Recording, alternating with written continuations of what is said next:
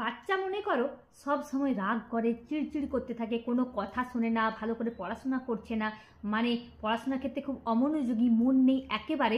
তোমরা এই রেমেডিটা করে দেখো, তোমরা কিন্তু দারুণ রেজাল্ট পাবে। দেখবে বাচ্চা ধীরে ধীরে শান্ত হয়ে যাবে, ভালো করে পড়াশোনা করবে এবং ভালো রেজাল্ট করা শুরু হবে এবং বাচ্চা দেখবে রাগ কমে যাবে। তো এর জন্য তোমাদের যেটা করতে হবে, মঙ্গলবার দিন তোমরা কি করবে, বাচ্চাকে নিয়ে তোমরা অশ্বত্থ গাছের নিচে যাবে।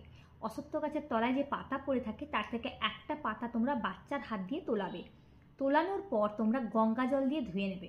তারপর ওই পাতার ওপর তোমরা একটা সুপুরি রাখবে আর কিছুটা রেখে দেবে তোমরা হলুদ সিঁদুর। তারপর তোমরা ওই পাতাটা নিয়ে যেয়ে বাচ্চার হাত দিয়ে বজরংবলীকে তোমরা অর্ঘ্য দেবে, মানে পুজো দিয়ে দেবে। এই ছোট্ট কাজটা মঙ্গলবার দিন তোমরা করে দেখো, দেখবে বাচ্চা ধীরে ধীরে শান্ত হয়ে যাবে, পড়াশোনার ক্ষেত্রে দেখবে মনোযোগী হয়ে উঠবে এবং রাগও কমে যাবে। তো আজকের রেমেডিটাই তোমাদের ভালো লেগে থাকে, প্লিজ লাইক শেয়ার কমেন্ট করতে ভুলো না। Thank you.